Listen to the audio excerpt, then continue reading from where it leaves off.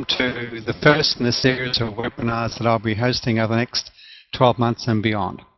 And before we get into the content of today's webinar on Water Dragon goal setting, I want to give a few insights as to how and why I decided to launch the series in the first place.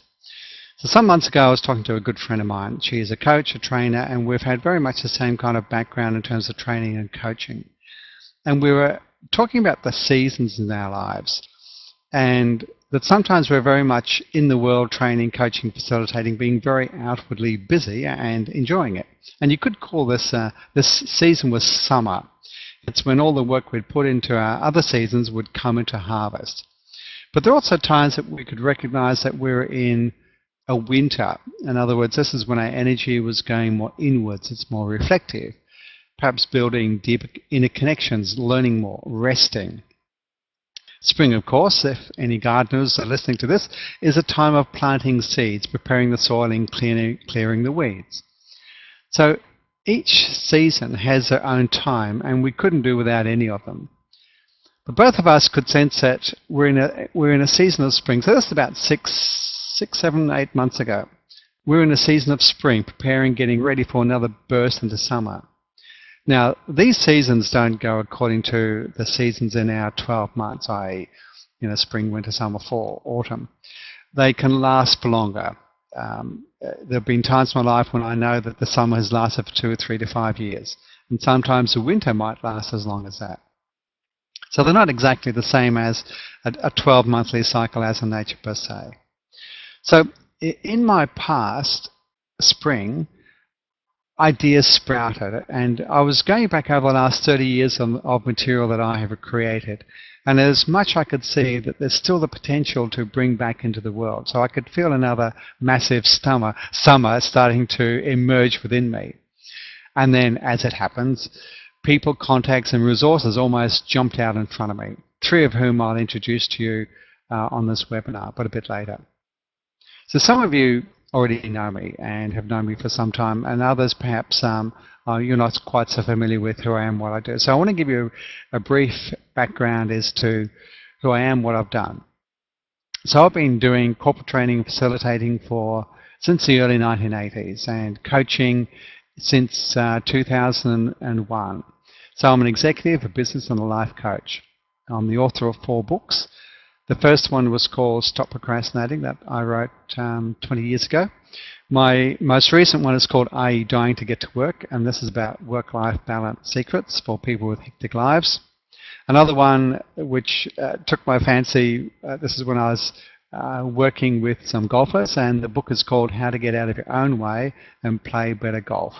And this was really a recognition that for a lot of people, not only in golf but many sports, it's the inner game which is crucial. It's crucial to success.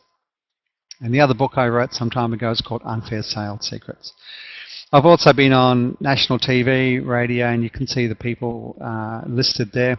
I've written articles for Wellbeing Magazine and other publications around Australia.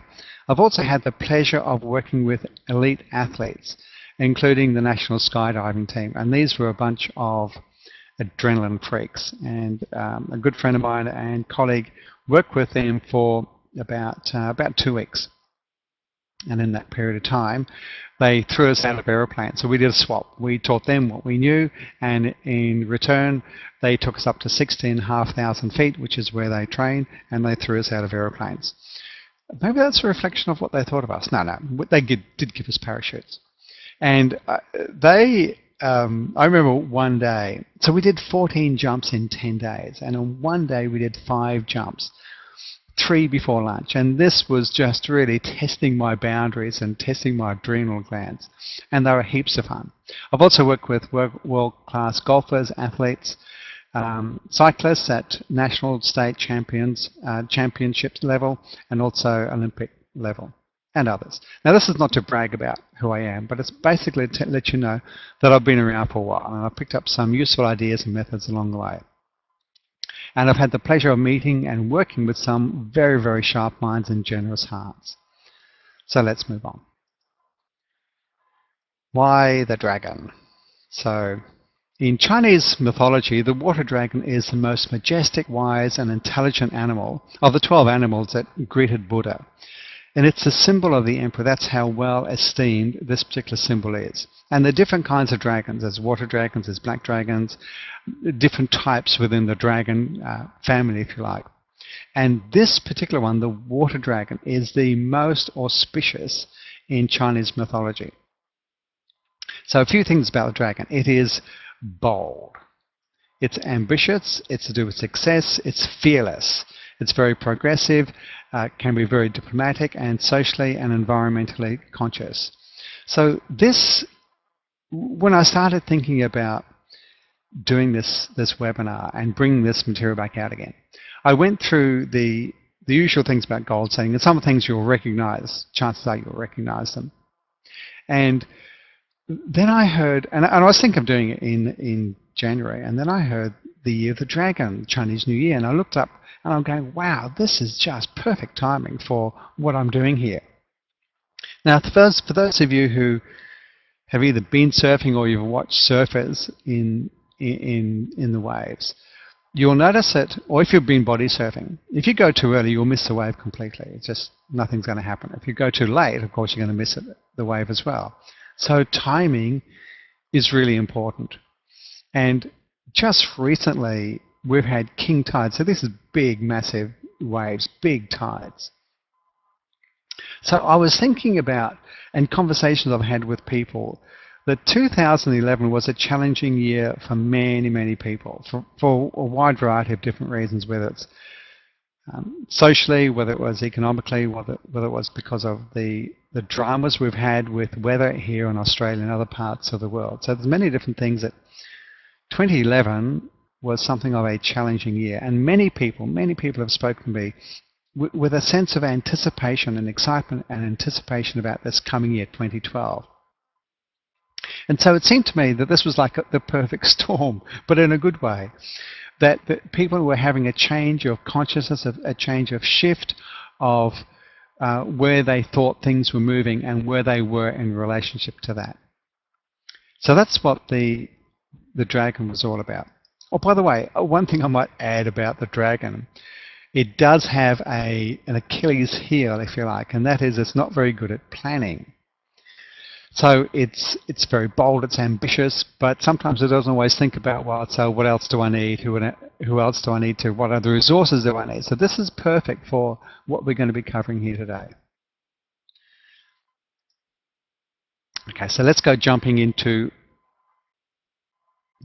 the beginning. This is the start, if you like. So when I'm working with a client, one of the things I need and want to know, and I'm naturally curious about, is what's important for them, what kind of gives them juice, what's really deep in their heart. So I do an exercise with them to help them uncover or reveal to themselves their top 5 values, their core values. Now, if you've done this exercise before, in either with me or with other people, and you know what your core values are, then have them in front of you for this webinar, because you'll find it very useful. Now, if you've never explored this, it doesn't matter, because at the end of the webinar, I'll give you a link to my website, and there's a page where you can actually go through this exercise. So values are simply those things in life that are important to you. And while some values might change over time, there are some certain core values that will seem inseparable to you. They'll seem like they're so deeply rooted inside of you. So when you work with your core values and you connect that with your goals, it adds a very important element of passion and commitment. So your values could include things such as health, family, love, respect, excitement, travel, financial independence, creativity, status, power, environment. It could be influence, might be contribution, could be adventure, and the list goes on. There could be hundreds and hundreds of things that are important to you. The thing that you need to know right now, in fact, you can do an exercise while you're listening to this webinar. Take a piece of paper and just jot down some things that are important to you. And then come up with a list of what is your top 5. And if you want, you can pause this webinar, do the exercise, and come back. So I want to share, before we go any further, a story with you. And some years ago, I was working for a local council, and I was working with their planning department. So this group of people were highly creative, very innovative, ambitious people. And so here they are here. This is not actually a picture of them. So here's a group of people. Now they're very hardworking, and you can see working late, lots of stacks of piles of work to do, and the occasional coffee to keep it going. But the pressure was enormous, and some people were getting really stressed about it, feeling that they were being pushed around by the organisation. And what happened, of course, is they start to get sick. They start to have all kinds of various illnesses, stress-related illnesses, to do with their nerves, to do with their heart, to do with their physical bodies. And some aged prematurely. That's pretty old there, looking, and was taking all kinds of pills and nasty they probably didn't need to take. So what was happening, and this went over a period of time, is that their productivity went downhill. So I was brought into the organisation as an outside consultant to help them get back together on track and start to make life happier for themselves. So what I did with them, one of the first things I did, is I got them to do an exercise, and you can do this exercise yourself if you wish. Basically, you take a piece of paper and you create a time pie of how you spend an average week. So this is an average week. So how much time you spend at work, with your family, exercise, social. There could be other categories here too. You might be involved in the community, for example, or your church, or there might be other things that you do. But basically, you want to chart out how and where you are spending your time over an average week. So this is what I did with this particular group in this local council. Then what I did is I did the values exercise. And so what I had them do was to have their values in front of them and to compare it with their time pie. And what I wanted to bring to their attention was there some kind of a gap? Was there a gap between their values and how they were spending their time? And it became quite obvious that there was a big gap. And as it happened, their manager had probably the biggest gap of all. So he had a young family, a couple of little kids, and he really loved his family. He loved his wife, and he loved his kids. But he was getting to work at 7 o'clock, 6 o'clock in the morning, not getting home till 8 o'clock at night. So while his family was one of his top values, he was never actually spending any time with them because he was spending all this time at work. And so what happened, this caused pressure on himself and on his family. You know, he was missing his kids. So while he was at work, he wasn't always focused on work. He was thinking about what he could be doing with his kids. And that set up a pattern of guilt, and it should be with my kids. And this was happening throughout his team. It wasn't just him.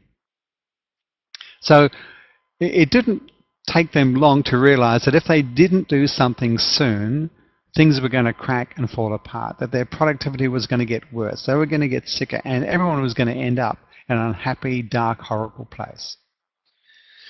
So once they did this exercise, they started to understand it, and the manager, God bless his socks, was very willing to learn and to think about what he could do differently. So he did. He started to listen to his staff. He started to get more resources. He was their team leader. So he negotiated for more resources, more staff, and started to take the pressure off them so they could actually have a life at the same time as being at work. Now, did this mean that they had to give up their corporate goals? Not at all. They didn't have to give up what they wanted to create in terms of their career. Not at all. Did they have to work smarter? Yes, they did. They did need to work smarter, but mostly it was about making sure that they rested deeply so when they came to work, they were refreshed. And in another related story, a friend of mine who runs an organisation on the Gold Coast, she was seeing her staff were doing the same thing. They were staying till 7 or 8 o'clock at night. So she started to walk around the office and turn people's computers off at 6 o'clock at night and say, go home, get a life, get a rest, because you're no good to me when you're exhausted. And so she changed the culture, and it's sure it can be challenging sometimes, but the thing is, you know, if we expect ourselves to work, and have a family life, well, you have to do it intelligently. You have to make sure that you take in. It's like breathing in and out. It's like giving and receiving. Which is better, to breathe in or to breathe out? Well, it only makes sense to do them in relative balance with each other. So, but this is not about them. It's not about the team. It's about you. So when you do this exercise, is there a big gap between the actual time you devote to an activity and the values that you're expressing as important? So the closer you are to aligning how you spend your time with your values, the better off you are. If you have a big gap between how you're spending your time and your values over here, this big gap is going to cause you problems sooner or later. So let's just move on a little bit further, but just let me just add something here about values. So you can take a value. Let's take, for example, financial security might be in your top 5. So does that mean that money will make you happy? Well, it depends on many, many factors, but it's not usually what money is. It's what it can provide for you or your family or other causes that are close to your heart. So unless your name is Scrooge McDuck and you're sitting in a vault and throwing dollars and coins and notes into the air and rolling around in piles of money just to have the money, that's different. And I don't think I'll be talking to you in this webinar. But it's what the money can do for you. For example, here on the Gold Coast, there's a private special school that's funded predominantly by a property developer. So his passion is the school, but he makes his money in the business world and brings that into the school and funds much of it. Now, it's not just money that he gives, he also shares of his time and his energy. And you'll see a lot of organizations now, something I've noticed in the last 2, 3, 5 years, that a lot of organizations and people, rather than just giving money to a cause, what they want to do is they want to contribute with their hands and their hearts and their minds. And this is much more satisfying. But if you can, volunteering, for example, is very big in Australia and very, very satisfying for those that take part and do that. So in a moment, or a little bit later in the webinar, I want to talk to you about creating compelling goals, which will obviously, as you may guess, encompass your values. But for right now, work out what's important to you and work out how you're going to have that balance.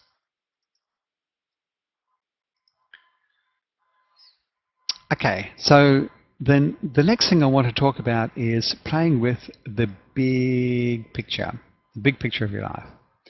So when you're setting goals, what I suggest that you do is you make a mind map. And this is a picture, an image of a mind map. And if you've never made mind maps before and you've got no idea what I'm talking about, at the end of the webinar, I'll give you a link to the artist that actually created this. I went looking for images of mind mapping when I created this webinar, and I found this mind map, and I liked it so much, and I tracked where the image came from, and I sent an email to the artist who created this and said, listen, do you mind if I use your image?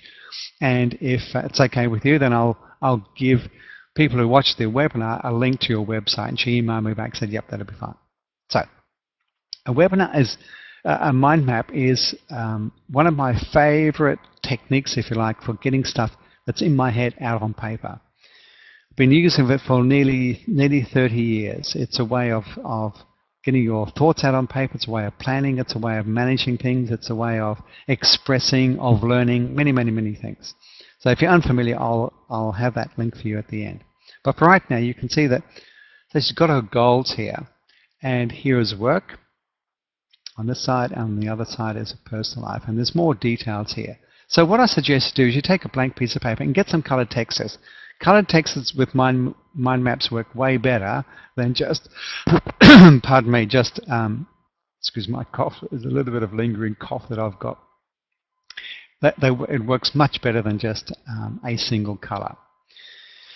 So map out, what other things connect to your work? What are some of your goals, some of the resources that you need, some of the things that you do, and your personal life. It might be to do with your family, might be to do with your friends, your personal interests. So map it all out so you can see the things that are of interest to you. Once you've got that, then you can start to go look at it and go, okay, so what are the goals that I've got connected to both of these things, and to then go left brain, because mind mapping is very right brain, then go left brain and start to put it in some kind of sequence. Okay, let's jump to the next slide. So some of you, I'm sure, would have come across SMART goals. So this has been around for a long time. Here's a team here, and they are discussing these particular parameters. A goal needs to be specific, measurable, achievable, realistic, and time-based. Now, this system is fine, and I have no arguments with it at all. But I found something, in my view, that is more encompassing and inclusive. So I want to share that with you. And this 8-step success formula comes from the world of NLP, or neuro-linguistic programming. So I'm going to go through these 8 steps here and give you a little bit more detail. So the first thing is that when you create a goal, that you state it in positive terms. Often when I'm working with clients and they come to me, and in the first session I'll say to them, so what would you like to do? What would you like to have in your life? And what they'll do, they'll list what they don't want. Well, I don't want this and I don't want that, and I'm fed up with this anymore. So, okay, great, that's fine. I hear what you don't want, but what is it that you do want? So language is really, really important when you're setting goals. It's important in many different areas in your life. But if people were to state a goal in the negative, then the chances are they would keep on attracting more of the negative. For example, if I said to you, don't think of a tomato, what has to come to mind? Well, a tomato has to come to mind because you can't not think of it. So the brain doesn't recognize a not. It will recognize the word that you're saying. So when someone says, don't step on the grass, what people do, of course, is they step, kids in particular, they'll step on the grass. So you need to state the goal in positive terms. You also need to specify it in sensory-based terms. In other words, what will you see? What will you hear? What will you feel? How will it impact on you, and how will you feel as an effect of that? So it needs to be very sensory-based. The third thing is specifying the goal in the way that you find compelling. I'll give you an example here. When I've worked with elite athletes, one of the things that we've noticed with them is there are different ways that we can present a goal to our senses. One is you might have what's called an associated image. This is when you, for example, when you're looking at this webinar, and when you're looking at your computer, you're doing it out of your own eyes, looking at the world through your own eyes. This is called an associated image because you associate it in the picture. You could also, if you chose, imagine yourself watching the seminar like a fly on the wall, watching yourself, so you're external to yourself, and this is called a disassociated image. So this is a trap that a lot of people get into when they learn about visualization. They visualize their goal in an associated way. In other words, they're in the image themselves, they can feel it, they can hear it, they can see everything that's going on. But to the unconscious mind, it's like the more vivid that is, it thinks to itself, okay, here we are, we're there, we've done it, we've got there already. So what you want to do is to have what's called structural tension. You need to have your unconscious mind going, there's still something to do. So that's an associated image is good to get the feelings of success, absolutely get the feeling of success in there. But what you want to do to make sure that the view that you've got is compelling is to have an image of yourself achieving the goal. So you're watching a movie or you're watching a still picture of you achieving the goal. So that's really important. Okay, the next thing is to run a quality control check to make sure that when you achieve this goal, that it's going to fit every part of your life. So let's say, for example, you said, I want to make $1 billion, not a million, $1 billion. So let's imagine you're able to do that. Would that have any effect on your personal life? Well, chances are it will. People may think differently of you when you're a billionaire. So it's one of the things that people find when they have all of a sudden a lot of money is how they actually handle their personal relationships. And nothing wrong with having that kind of money, but you need to make sure that emotionally you can deal with all the things that are likely to happen. Okay, step 5. Step 5 is to make sure that the goal is self-initiated and maintained. And many years ago I had a rather large, overbearing, dominant woman coming to my office, and she pushed her smaller, shorter, weenier husband through the door and said, "He wants to stop smoking." I looked at him, I looked at her, and I thought that's probably his only thing that's making him his life manageable. It's some kind of stress release.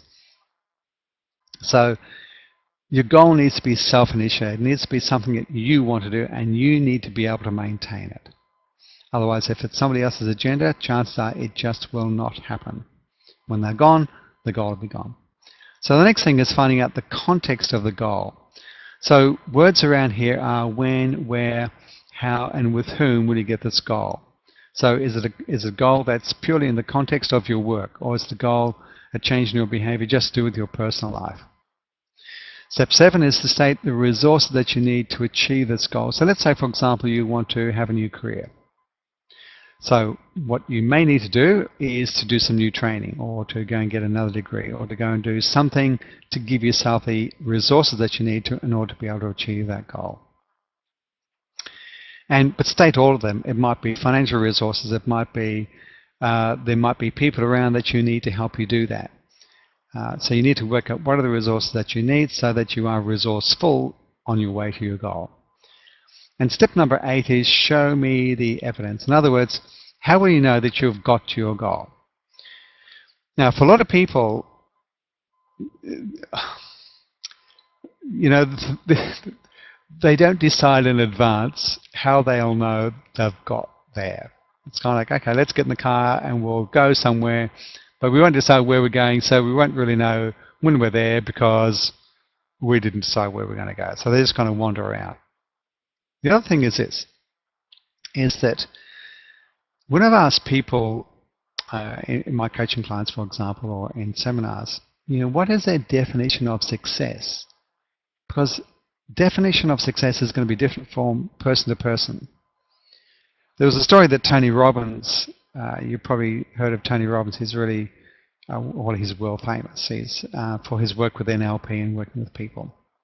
Big guy with the big teeth. Probably seen him on TV late at night. Anyway, Tony Robbins, written many books.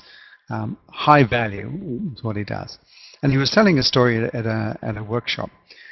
And he brought a couple of people on stage and asked them how much money they were earning and whether they felt satisfied. And one was earning $100,000 a year, and the other one was earning $3.5 million a year. So everyone's thinking, yep, it's going to be the guy with $3.5 million. He's going to be feeling pretty happy. Well, they asked the guy who was earning $100,000. He said, I'm really happy with my life. I really love my life. You know, I feel I'm successful. I've got things that I want. This is just perfect. So then they asked the guy with $3.5 million, and he was not a happy camper. And of course, everyone's going, why would this guy, $3.5 million a year, why wouldn't he be happy? Well, it's because when he was a child, his father said to him, son, you will know you're successful when you're earning $5 million a year. This poor guy, earning $3.5 million a year, that's pretty good. He was still $1.5 million short a year. So he was feeling unhappy and unsatisfied. But what I really want to say is this, is it's your life. You can have other people decide how you should run your life and how you should decide, you know, when you're going to be successful, and I'm suggesting that you decide. You decide what evidence you need to know that you will be successful. Otherwise, you're running somebody else's race and, hey, who wants to do that? Okay, so now we come to making goals compelling. So take your top 5 core values and have it in front of you. And pick a goal, any goal that you've got, and do what I call crank it up. And I'm going to give you a dialogue to give an example of how this happens. And the key to this is asking, what will this mean to me? When I get this X, what will that mean to me? Because it will mean something. And if you know the meaning, then you add power to what you're doing. So I'll just talk through this. So let's say I'm working with a client and I'm going to take a basic unedited goal. So someone comes in and says to me that that she wants to lose weight. Could be he, but it's going to be a she for this example. Now, when someone says they want to lose weight, first of all I want to do is to change their language, because generally in life, if we lose something, we go looking for it. So I help her to change it into maintaining a healthy weight. So then I asked her, so what will maintaining a healthy weight mean to you? And she said, well, I'll feel good about myself. I said, great. So now I want to go higher. So we've got, you know, maintaining weight means that she's going to feel good about herself. But what I want to do is I want to crank it up. I want to get as high a meaning as I can. So we link this, maintaining a healthy weight, with something that's deeply important to her. That's very compelling. So it went something like this. So I said, okay, so good. So feeling good about yourself, what will that mean to you? So, well, it means I'm actively looking after myself. I said, great, good. So what will that mean? Well, it means I'm learning to focus on me for a change. Okay, and what will happen as a result of that? I'll stop being a doormat. Okay, great, good. What else? I'll choose my own direction in life from now on. Good. So now you can see we're getting up to here. You know, we're moving up here. This is great stuff. I said, fabulous. So what else? Well, I'll start to treat myself as important as anybody else. I said, great. That's excellent. What else?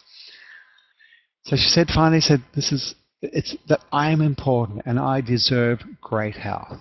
And so this was way up here compared with just maintaining weight. So my challenge for you, my invitation for you is to take a goal and ask yourself, if I get this, what would it mean for me? And go for a higher meaning, go for as high a meaning as you can. And if when you get up here, you have a few tears, that's great. It means that you've tapped something really deep. So get some tissues ready is really what I'm saying. Okay, let's move on. I want you to think of a recent goal. And I want you to rate it against these options. So 5 is a eek, and this is a combination of fear and excitement, or it could be a 4, which is a wow. It could be a 3, which is, yeah, that's interesting, or a 2 is like ho-hum, and a 3 is, you're falling asleep.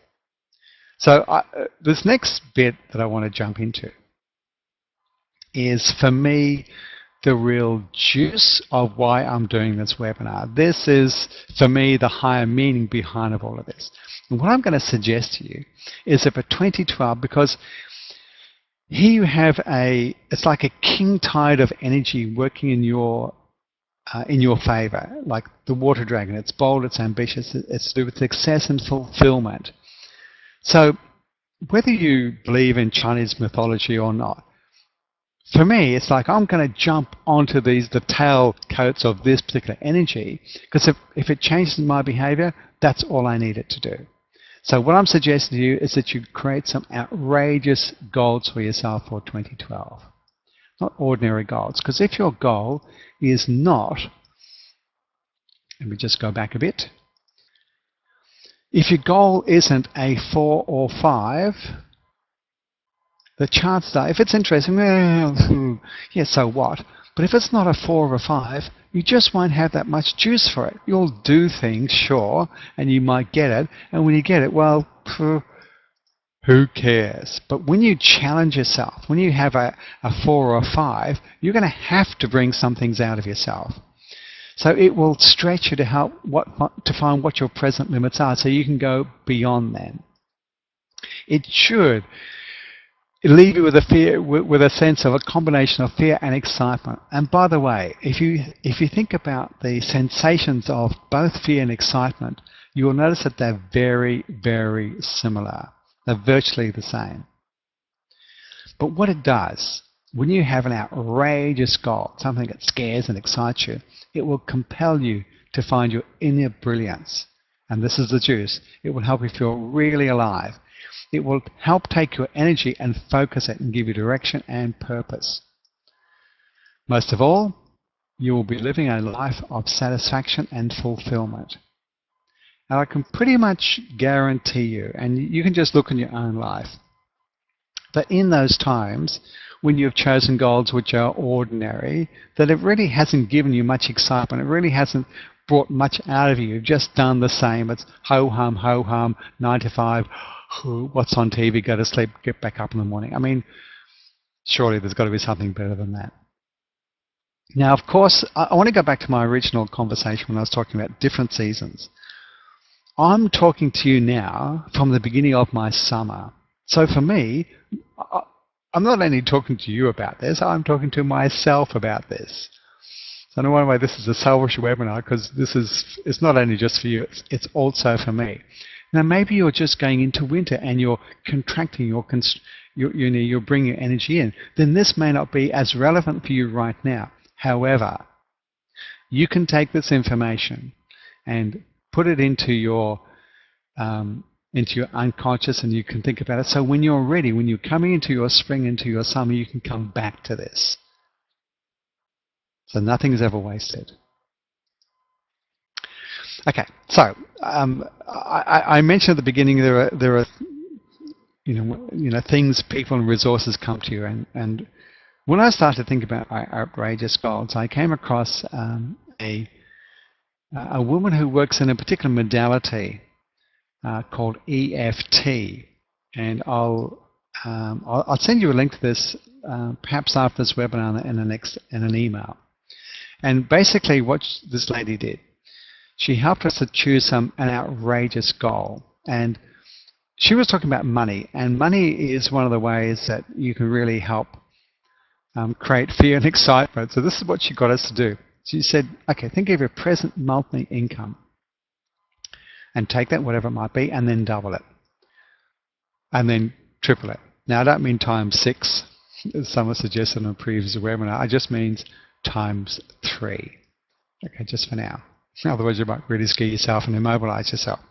So then check your blood pressure. Does your blood pressure go up?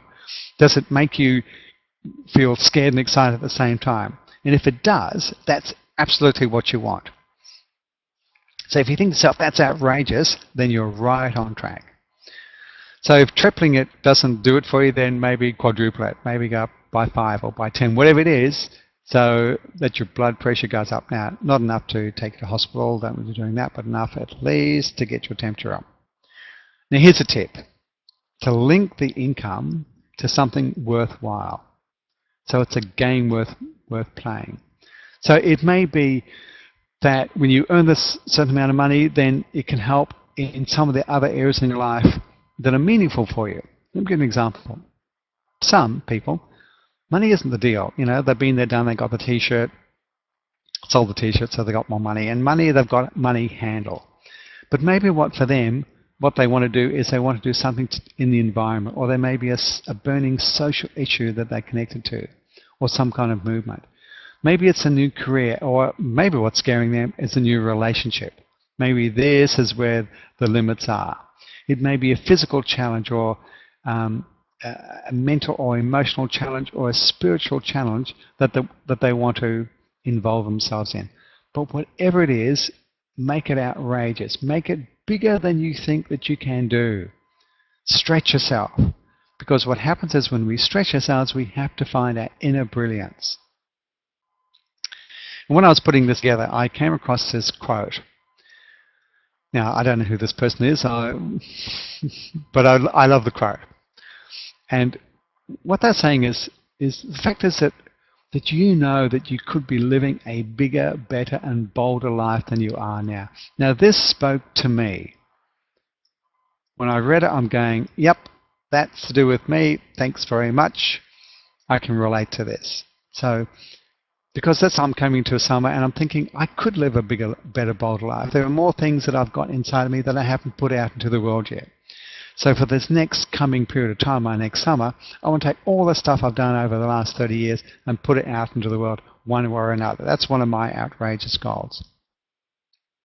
And this is another piece of writing that this really touched me.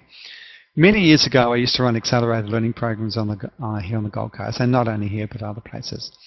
And I came across this piece of writing by Marianne Williamson. And this was from her book, Return to Love, I think is the book it came from. So I'm not going to read it all out because you can read it out loud to yourself. But we ask ourselves sooner or later, who am I to be brilliant? And we doubt ourselves. But the truth is, who are we not to be? We're a child of God. We're a child of the universe. And our playing small doesn't save anybody. It doesn't help anybody else. And there is nothing enlightened about holding back and constricting ourselves just so that other people won't feel secure. So we were born to make manifest the glory of God, and whatever that means to you, that is within us.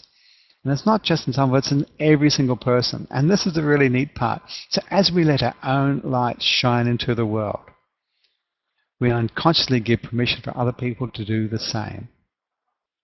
So as we are liberated from our own fear, because setting outrageous goals will scare you. It should scare you, otherwise it's not outrageous. But when we work through and when we find our inner brilliance, what happens is what we do liberates other people. So this is not just for us alone. We can become role models in our community in whatever we do and help people to stretch and find out more about what is inside of them. And the world desperately needs it. Now, there's another part here within the whole process of setting goals, which is really, really important. In a sense, I figure we're all really 5-year-olds. We're all little kids. Sure, we might be in older bodies and we're now more mature and sensible, etc. But one of the really important things to do when you achieve a goal is to celebrate in some way. And when I work with some very serious and successful corporate types, and they do this Herculean, is that the right word, these big tasks, mammoth tasks and goals, and they set. And when they finish it, they just go on to the next one. There's no pause, there's no celebration. I'm thinking, wow, how do you emotionally manage to go forward? So 5-year-olds love recognition. They love rewards. They love celebration. So when you get to a certain milestone, celebrate in some way. Now, it doesn't have to be over the top. It can be doing something really special, something internal, something external, but something that gives you some kind of landmark and some completion of a goal. So what it does, it makes the effort that you put into emotionally rewarding. The Stephen Covey talks about people's emotional bank account. So what you're doing is giving back into your emotional bank account, which then gives you the energy and the juice to keep on moving forward. If you don't do that, chances are you won't have the continuing juice to keep on going forward. So it's great for inspiration and motivation, and of course, it's so much fun. So make sure you celebrate. Simple answer. Okay, so getting support. So if you're going to set some outrageous goals, you are going to need some help. Please don't attempt to do outrageous goals by yourself, because chances are you won't be anywhere near successful as if you will be as you get some support. So now I'm kind of biased here, and I'll put this right up front. And I've been a coach now for 10 years, and I now have had many coaches. And there was a big difference between doing something by yourself or doing something with a coach. Now, whether you choose me, whether you choose somebody else, I'm not attached to that. But what a coach can do is to bring, a coach can be your cheerleader, can challenge your thinking, can help expand your thinking. A good coach won't do your thinking for you, but what he or she can do is help you extend and expand into a bigger self. But it may be what you also need is somebody to help with marketing, or it might be health professionals, it might be several people that you can get. We're blessed within our network. We know so many people that can help us in different regards to our health, and I really deeply appreciate those people. And some of you may be listening to this. There may be some things you need to do with law or accounting or technology. So whatever it is, get a support team around you. The bigger the goal, the bigger the team needs to be. Okay, so let me show you how I can support you. So I have some specialized coaching packages, and I'll send you a link to this at the end of this webinar. So this is my specialty. This is what I love to do. And training and coaching is the juice for me in terms of my own life purpose. So if we're a good fit, and this is important because sometimes with clients we talk, and sometimes it's a really good fit, and other times it's not such a good fit. And I've actually sacked clients before. I said, no, I don't think I'm the right person for you. Here's a list of people, go work with them. So it has to be, in my view, a good fit. I'll also be creating some more webinars, so please make sure you're on my list. Now, chances are, if you've got this, you're on my list. But if you haven't, if you're not on my list, you've got it from some other way, please make sure you email me so I can put you on my list. I have several publications. I've got 4 books, and there's a bunch of other books I'll be writing over the next short while, and a bunch of articles that I've written too. Now, what I will be creating through this year is some form of membership. I haven't done that yet, and I haven't learnt the technology, but keep your eyes open because this will be coming. So this is some of the ways that I can help you. Now, my coaching packages. So if you want to find out what my coaching packages are, I'm not going to talk about them here in this webinar. Simply go to this link here. So the worklifebalancecoach.com.au/dragon coaching. Now, I do recommend, if you're watching this and if you're interested in getting some support and coaching, go there quickly. Don't go, oh yeah, I'll look at that tomorrow or next week, because there's some special bonuses you'll get for taking action early. And there are only a limited number of these, so please, I wrote the book called Stop Procrastinating. If you need a copy of that, then please let me know. But don't read it and then get on the link. Get on the link first. If you're interested in this, take action now. Okay, the other thing I said is there's an exercise on values that I had. So if you go to this link here, Work-Life Balance Coach /value, there's the time pie and the values exercise here. And this is a link to the mind map that I showed you earlier on. So this is by that artist. It's called artistfun.com, create a mind map. So she actually goes through a process of creating mind maps, and it's delightful. The other book, and this book spoke to me in particular, which is by Brendan Burchard, which is called The Millionaire Messenger. And really, it was a combination of many different things that brought me to creating these webinars. And this was one of them. So what he's saying is that everybody has got a message inside of them that they can use to help other people in the world, and at the same time also make a good income. And he basically maps out the process. So if you've got some stuff inside of you you want to get into the world, get a hold of this book.